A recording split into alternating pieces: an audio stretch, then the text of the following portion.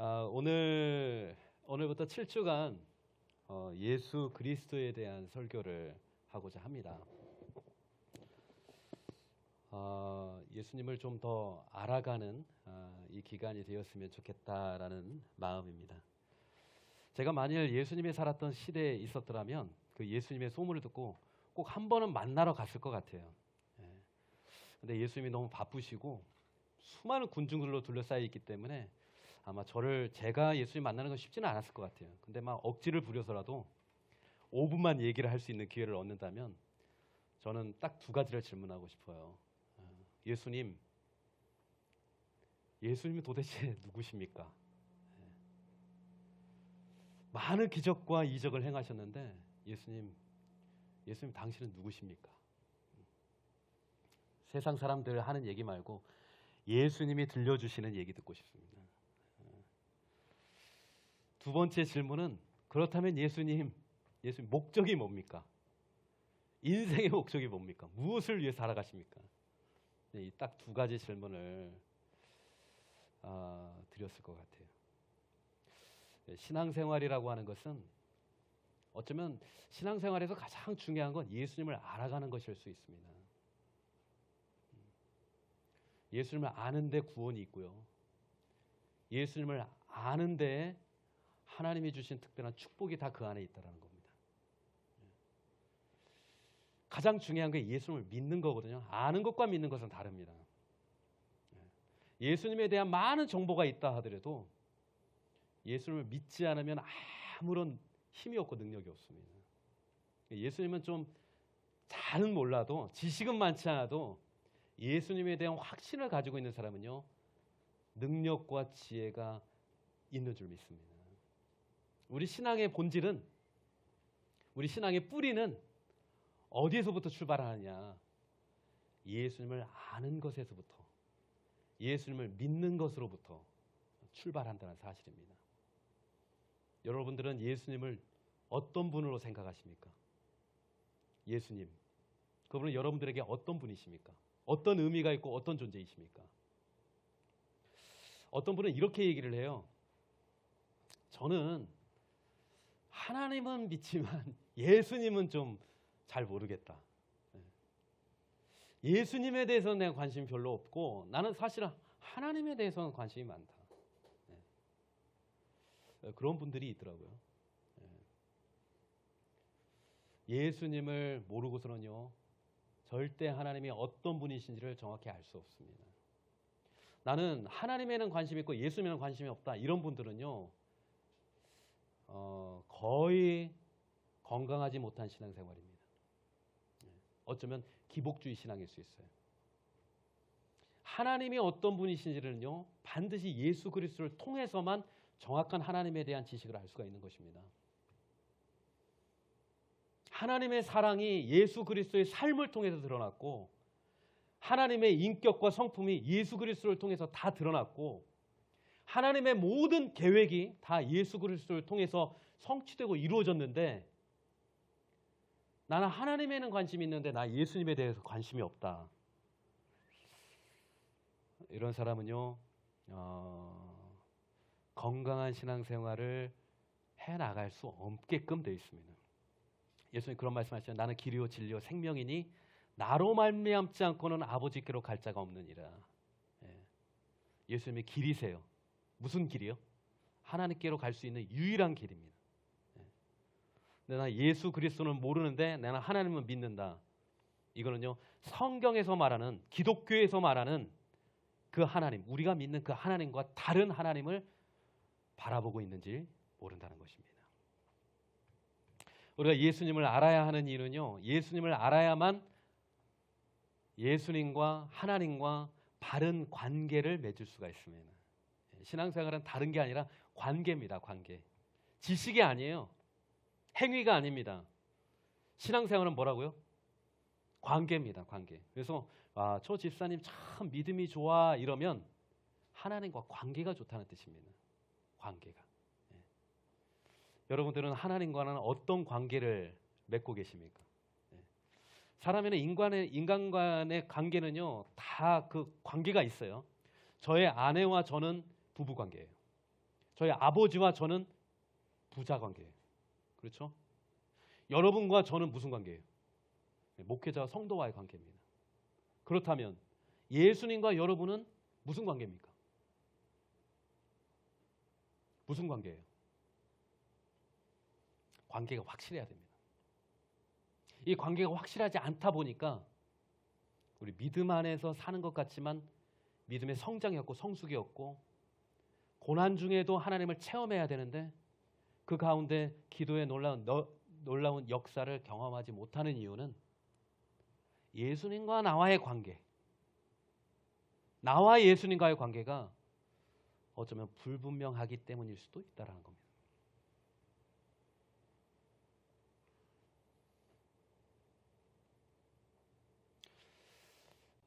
나와 예수님과의 관계.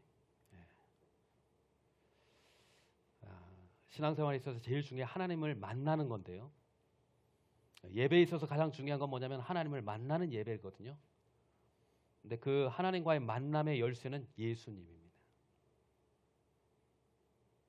왜냐하면 하나님과 우리의 만남을 가로막고 있는 유일한 장애물이 있어요. 그게 뭡니까? 죄라는 겁니다. 죄.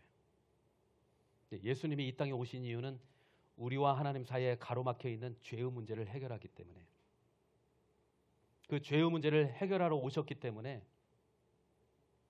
예수님을 통하지 않고서는 하나님과는 막혀 있는 관계라는 거예요. 내가 예수님과의 명확한 관계, 확실한 관계를 가지고 있지 않는 한 나는 하나님으로부터 내려오는 은혜와 평강, 자유함과 축복과 구원을 얻을 수 있다 없다? 결코 없다라는 것입니다. 그래서 예수님을 믿으시기 바랍니다. 예수님을 잘 믿으시기 바랍니다. 그런데 예수님과 건강한 관계를 맺기 위해서 가장 기본이 되는 게 뭐예요? 그분이 누구신지를 아는 것입니다. 그분이 누구신지를 아는 거예요. 머리로만 아는 것이 아니라 내가 그분을 겪어봐야 돼요. 예수님을 체험할 수 있는 저와 여러분 되기를 원합니다. 저는 이 7주 동안에 마가복음을 중심으로 해서 예수님 어떤 분이신가를 좀 같이 나누려고 하는데요.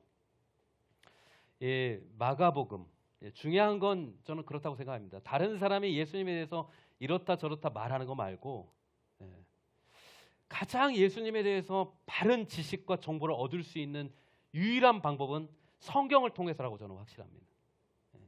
성경, 마태복음, 마가복음, 누가복음, 요한복음, 네 권이 예수님에 대한 기록이 있는데 각각 좀 관점은 좀 달라요.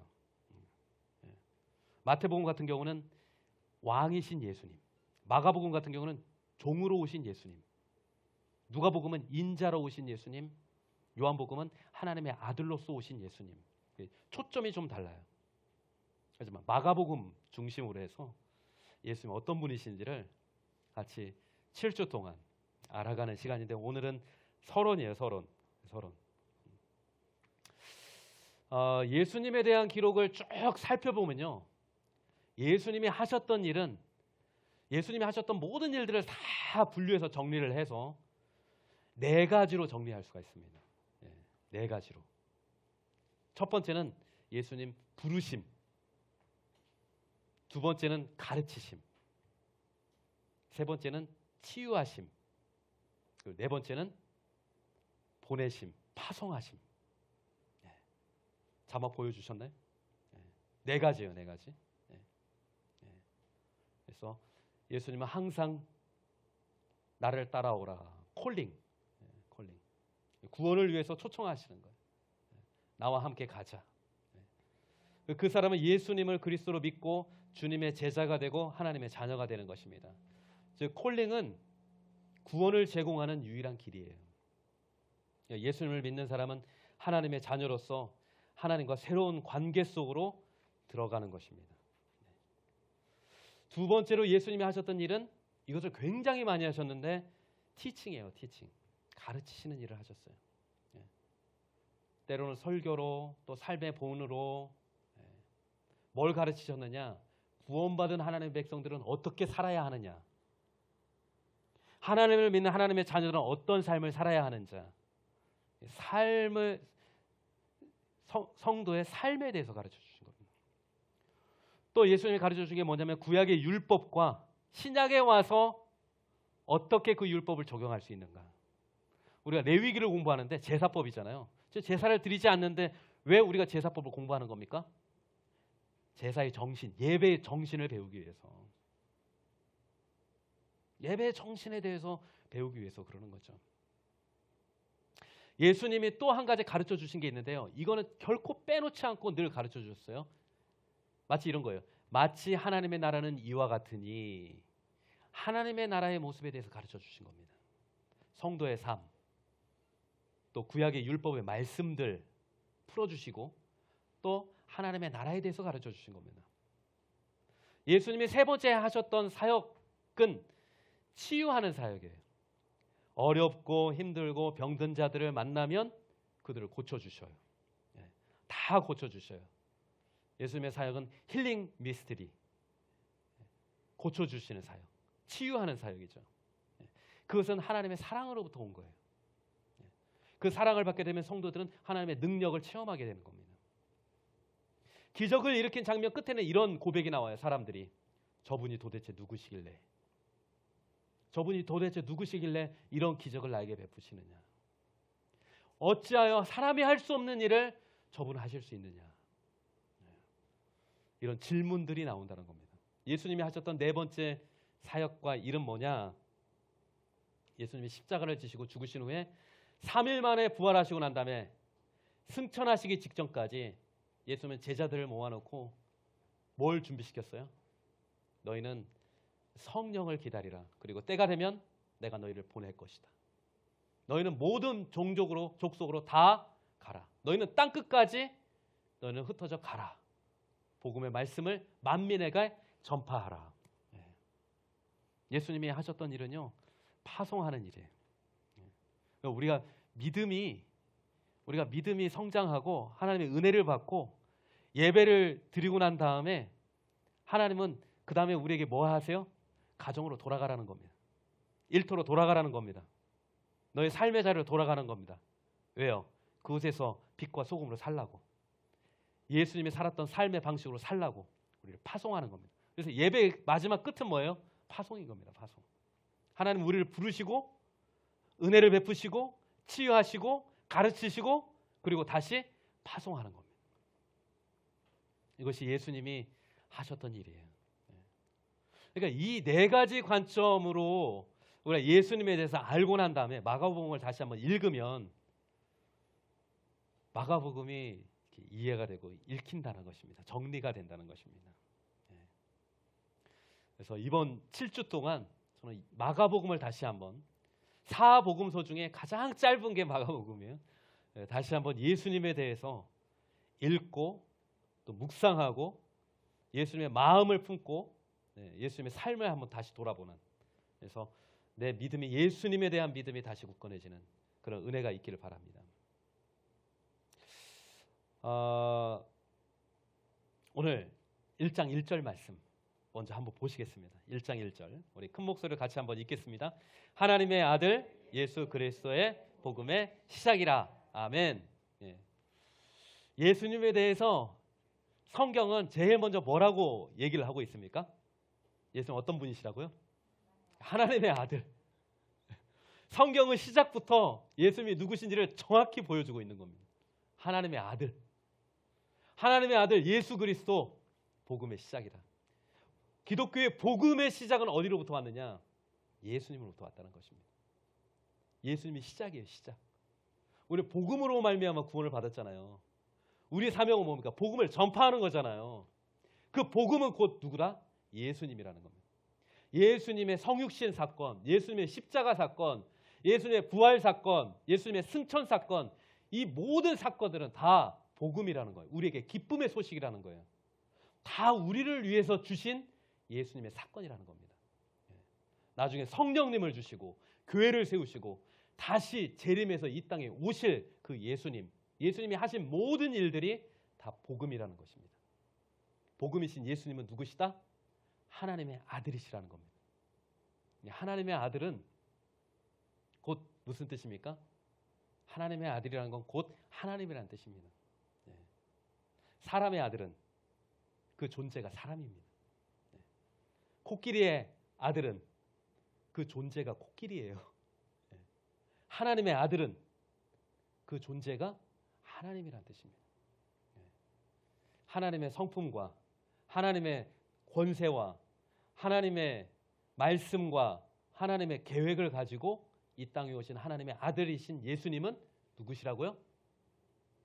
누구시라고요? 전능하신 하나님이에요. 그분은 전능하신 하나님이에요. 2절부터 이렇게 쭉 보시면 세례 요한이 나옵니다. 세례 요한은 자기 자신을 증거하기 위한 사역이 아니라 누구를 증거하기 위한 사역이에요? 오실 메시아 그리스도 예수님을 소개하는 사역이 바로 세례 요한의 사역입니다. 그래서 주님이 오실 길을 준비하라. 나는 그 사역을 위해서 왔다.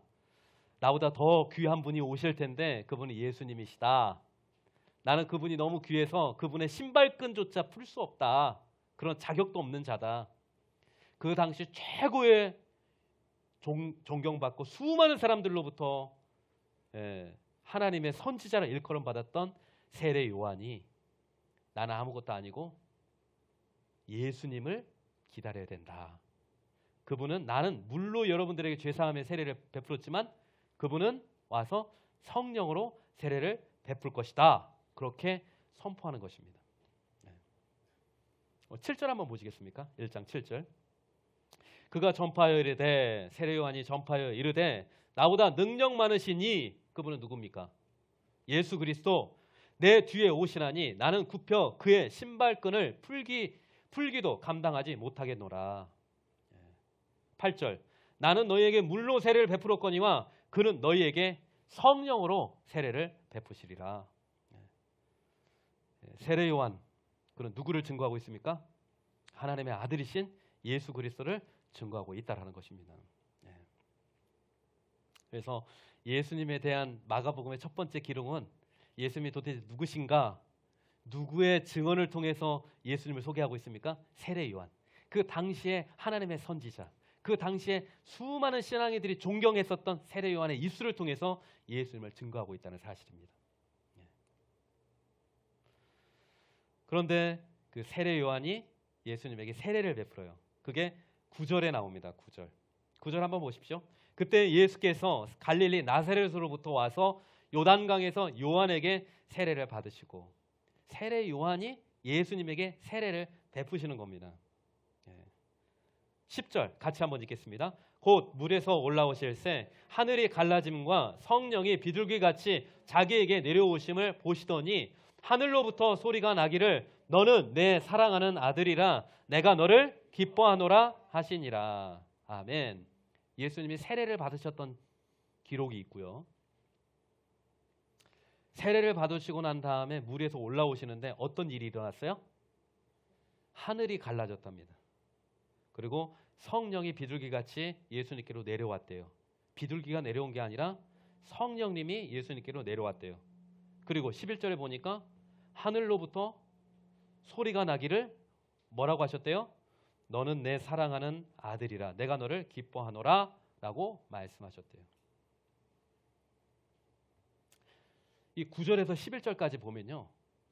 9절을 읽을 때는 우리 마음속에 아무런 문제가 없어요. 아, 예수님이 세례 받으셨구나. 맞아, 나도 세례 받았지. 나도 어렸을 때 아기 때 엄마 아빠가 나 세례 줬다고 그랬어. 아, 나처럼 예수님이 세례 받으셨구나. 이렇게 생각할 수 있어요. 근데 문제는 10절과 11절입니다. 우리가 상식선에서 이해할 수 없는 표현들이 나오는 겁니다. 과학적으로 설명할 수 없는 얘기들이 나온다는 겁니다. 물에서 올라오실 때 하늘이 갈라졌대요. 여러분들 하늘 갈라진 걸 본 적이 있으셨어요? 성령이 비둘기같이 하늘로부터 예수님께 내려왔대요. 성령이 비둘기처럼 내려오는 걸 눈으로 본 사람이 있어요? 그리고 11절에 또 하늘에서 소리가 났대요. 천둥 소리가 아니라 사람의 소리, 하나님의 음성이었대. 너는 내 사랑하는 아들이라 내가 너를 기뻐하노라. 과학적으로 설명할 수 없는 그런 표현들이 나오는 거예요. 이걸 어떻게 받아들이고 어떻게 이해할 수 있겠어요? 마가복음을 읽다 보면요. 예수님에 대한 역사적인 기록이 있어요. 우리와 똑같이 눈으로 보고 우리가 경험한 예수님의 모습이 있어요. 그러나 또 영적인 기록이 있어요. 우리는 단 한 번도 보지 못한 신비하고 영적인 기록들이 있다라는 겁니다. 그런데 처음 예수님을 잘 모르는 사람이 성경, 예수님에 대해서 한번 알아볼까 하고 성경을 펴면 이런 신비하고 영적인 기록들, 하늘이 열렸다, 하늘에 소리가 났다, 성령이 막 하늘에서 비둘기처럼 내렸다, 하늘이 갈라졌다, 이런 표현들을 보면 성경을 읽고 싶은 마음이 들어요, 안 들어요? 저도 처음에 어렸을 때 성경을 읽다가 이 성경은 만화책 같네. 이 성경은 무협지 같네. 말이 안 되는 게 너무 많네. 내가 이해할 수 없는 게 너무 많네. 그러고 성경을 덮었어요. 혹시 내가 읽을 수 없는 책인가? 성경에는요, 과학적으로 설명이 가능한 역사적인 사실이 기록되어 있는가 반면에 과학적으로는 설명할 수 없는 신비로운, 우리말로는 말도 안 되는 이야기들이 많다는 거예요. 왜 그럴까요? 이 성경은 하나님이 하신 일을 기록하고 있기 때문에 그렇습니다. 사람이 한 일만 기록한다면 신비가 없어요. 기적이 없어요. 하나님이 주인공이 성경이기 때문에, 하나님이 하신 일을 기록하고 있는 것이 성경이기 때문에 말도 안 되는 일들이 많이 기록되어 있다는 거예요. 우리의 상식으로는 이해할 수 없는 일들이 성경에는 많이 기록되어 있다는 겁니다. 제가 믿음이 생기고 난 다음에 믿음의 눈으로 성경을 보니까 이 기적들이 다 받아들여져요. 하나님이니까 당연히 이런 일을 할 수 있지. 하나님이시니까 내가 할 수 없는, 사람이 이해할 수 없는 일들을 하실 수 있는 거지. 병든 자들을 치유하고 무리를 걷고 죽은 자를 살리는 일들은 하나님이니까 하실 수 있는 거지. 이해가 돼요, 안 돼요? 너무 쉽게 이해가 되는 겁니다. 이 세상 온 우주 만물을 하나님이 창조하신 것인데 왜 하나님이 그 일을 못해? 오늘 성경은 예수님이 누구신지를 정확하게 보여주고 있습니다. 예수님이 누구시라고요? 전능하신 하나님이시라는 겁니다. 전능하신 하나님. 이 사실을 믿고 성경을 읽으면 성경이 읽혀질 것입니다. 이 사실을 믿고 성경을 읽으면 성경이 깨달아질 것입니다. 이 성경이 나를 위해서 행하신 하나님의 놀라운 일이라는 것을 깨닫게 될 것입니다. 이렇게 많이 기록되어 있는 기적들의 이야기가 있다 해도 전혀 예수님에 대해서 거부감이 안 생기는 이유는 내가 그분이 전능하신 하나님의 임이심을 믿기 때문입니다.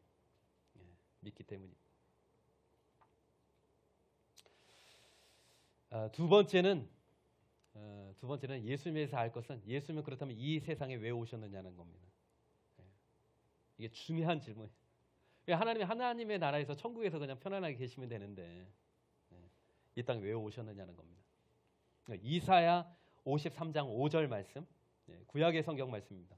이사야 53장 5절 말씀 같이 한번 읽겠습니다.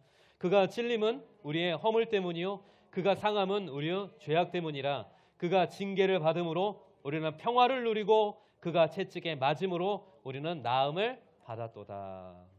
예수님 태어나기 700년 전에 활동했던 선지자 이사야가 이렇게 예언을 한 겁니다. 예수님은 고난받으실 메시아다. 이렇게 고백한 겁니다. 예수님은 이 세상에 메시아, 예수님 그리스도 오실 텐데 그분의 이 땅에 오신 이유는 고난받기 위해서 오셨다. 십자가에서 죽으시기 위해서 오셨다. 무슨 얘기냐? 예수님은 갑자기 오신 게 아니라는 겁니다. 우연히 예수님이 오신 게 아니라는 겁니다. 700년 전부터, 그 이전부터 하나님의 철저한 계획과 섭리 속에서 준비된 사건이 예수님이 이 땅에 오신 사건이라는 것입니다.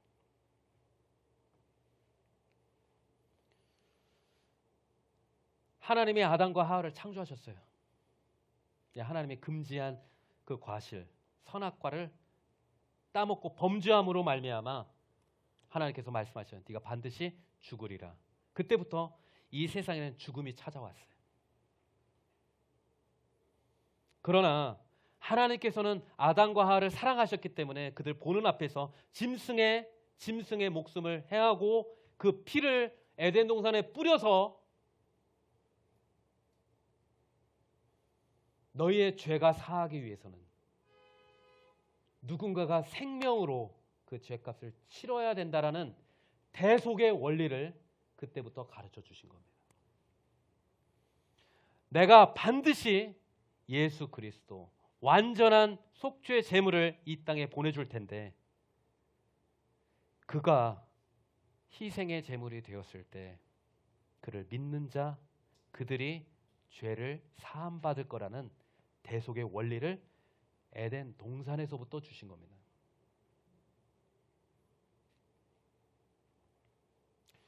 마가복음에도 예수님이 오신 목적을 분명히 하고 있습니다. 마가복음 10장 45절 같이 읽겠습니다. 인자가 온 것은 섬김을 받으려 함이 아니라 도리어 섬기려 하고 자기 목숨을 많은 사람의 대속물로 주려 함이라. 대속물이 중요합니다. 예수님은 이 세상에 오실 때 죽기 위해서 오셨는데 무엇이 되기 위해서? 대속물이 되기 위해서, 대속 제물이 되기 위해서 오셨다는 것입니다. 아니 예수님이 힘들게 우리를 위해서 십자가에서 죽기 위해서 오셨단 말입니까? 왜요? 왜 힘들게? 누군가 그렇게 묻는다면 요한복음 3장 16절로 예수님이 대답하셨을 거예요. 요한복음 3장 16절 같이 읽겠습니다. 하나님이 세상을 이처럼 사랑하사 독생자를 주셨으니 이는 그를 믿는 자마다 멸망하지 않고 영생을 얻게 하려 하심이라. 내가 왜 이곳에 와서 십자가를 졌는지 아니? 나는 너희들이 좋아서. 나는 너희가 좋아서. 다른 이유가 없어요. 나는 네가 좋아서 그래. 나는 너희를 사랑한다. 예수님이 도대체 누구시길래 우리를 그렇게 사랑하는 겁니까? 예수님이 도대체 누구시길래 우리를 그렇게 사랑하는 거예요? 여러분들을 가장 사랑하는 사람이 있다면 누굴까요? 여러분들을 가장 사랑하는 사람 누구예요? 여러분들 부모님보다 여러분들을 더 사랑하는 사람이 있어요? 예수님은 우리의 생명의 본체이시고 우리 생명의 근원자세요. 그래서 그분은 사랑 그 자체시고 우리를 사랑하시는 것입니다. 주님은 누구십니까? 성경은 단 한 가지 답밖에 없어요. 성경은 이렇게 대답합니다. 예수님은 사랑의 구원자십니다. 죄인 된 우리가 영원한 하나님의 나라 갈 수 있는 유일한 통로는 예수 그리스도. 우리가 붙잡아야 될 그 이름 하나는 예수 그리스도. 예수 그리스도. 12절 13절 말씀 한번 보시겠습니까? 마가복음 1장 12절 13절. 성령이 곧 예수를 광야로 몰아내신지라 광야에서 40일을 계시면서 사탄에게 시험을 받으시며 들짐승과 함께 계시니 천사들이 수종들더라. 들짐승과 함께 광야에서 함께 계셨는데 들짐승은 우리가 함께 살 수 없는 존재들이에요. 살쾡이, 전갈, 뭐 이런 것들, 쥐, 이런 것들이죠. 예수님이 광야에서 40일 동안 금식하면서 들짐승과 함께 계셨대요. 이 말씀을 보는데 하나님 입장에서 보니까 하나님은 어쩌면 우리들이 들짐승 같은 존재일 수 있어요. 거룩하신 하나님이 인간이 되신다는 것은 어쩌면 들짐승과 함께 살기 위해서 오신 것일 수 있어요. 어저께 설교 준비를 하고 있는데 방에서 딸이 비명소리를 지르는 겁니다. 그래서 너무 놀라가지고 달려가 봤더니 거기에 벌레가 있다고. 그래서 이 나쁜 벌레, 메뚜기 같이 생겼더라고요. 약간 슬리퍼로 이렇게. 그랬더니 아빠, 난 더 이상 이 방에 있을 수가 없어. 그 집으로 가더라고요. 예. 나는 도저히 이 방에 있을 수 없다고 그러더라고요. 예. 하나님은 어쩌면 인간의 몸을 입고 이 땅에 오셨을 때 도저히 죄인 된 우리와 함께 있을 수가 없었을 것입니다. 함께 있는 것도 힘든데 그들을 위해서 죽는 겁니다. 왜요? 사랑하기 때문에. 사랑하기 때문에. 우리가 구원을 받은 것은 하나님의 전능한 능력 때문에 구원을 받은 것이 아니라 자기의 몸을 찢고 그 십자가의 고통을 다 감내하고 그럼에도 불구하고 우리를 사랑하는 사랑 때문에 우리가 구원을 받은 겁니다. 아파하면서 고통스러워하면서 우리를 구원하신 분이 예수님이시라는 사실입니다.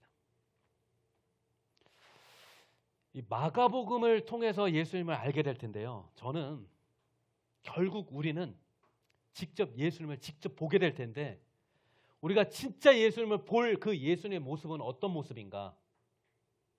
저는 요한계시록에 나온 예수님의 모습이야말로 우리가 두 눈으로 보게 될 예수님의 진짜 모습이라고 저는 생각합니다.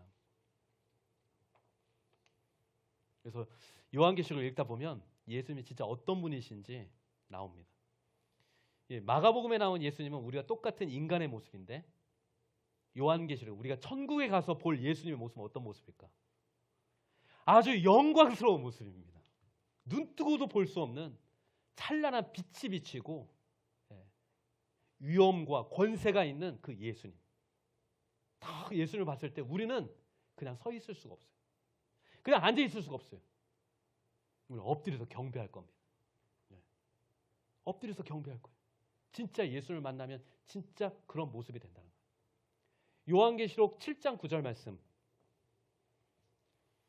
예배를 드리는데 그 높은 보좌 앞에 예수님이 계시는 겁니다.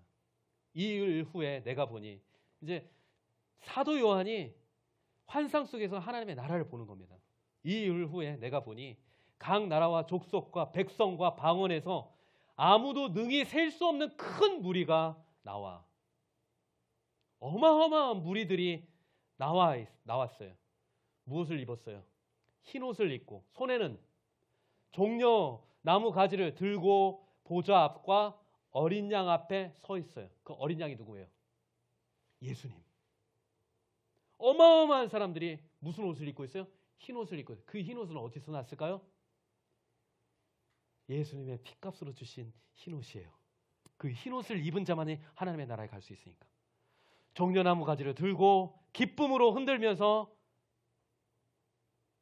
하나님께 예배드리는 거예요. 10절. 큰 소리로 외쳐 이르되 구원하심이 보좌에 앉으신 우리 하나님과 어린 양께 있도다. 찬양을 하는 거예요. 누구에게? 진정한 왕이신 예수님께. 진정한 통치자이신 예수님께. 이 땅을 만드시고 창조하신 그 예수님께 예배를 드리는 거예요.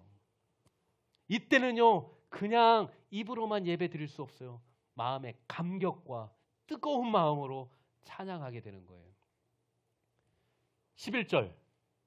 모든 천사가 보좌와 장로들과 내 생물의 주위에 서 있다가 보좌 앞에 엎드려 얼굴을 대고 하나님께 경배하는. 또 신령한 수많은 성인과 같은 사람들이 함께 예배를 드리는데 그들이 뭐라고 하는지 12절 같이 읽겠습니다.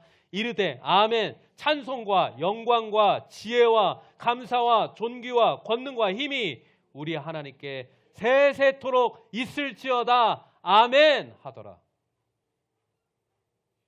모든 영광과 권세와 존귀와 권능과 힘이 어린 양이신 예수 그리스도, 창조주 되신 예수 그리스도, 온 세상을 위하여 구원하신 예수 그리스도께 세세토록 있을지어다. 아멘. 이게 뭐예요? 예배입니다. 예배예요.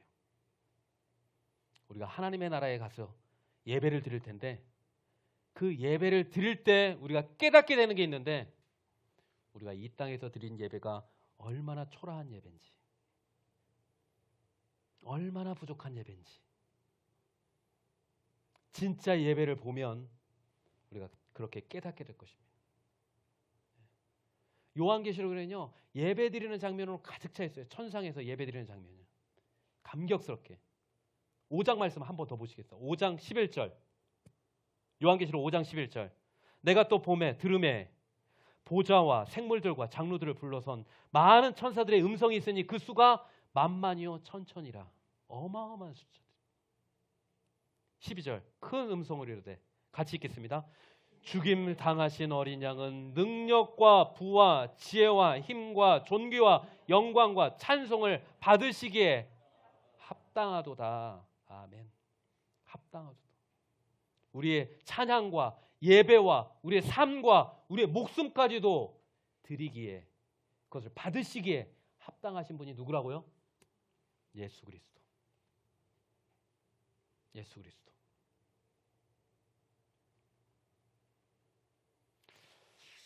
예수님을 7주간 더 깊이 알아가는 이 기간이 되기를 주님의 이름으로 축복합니다.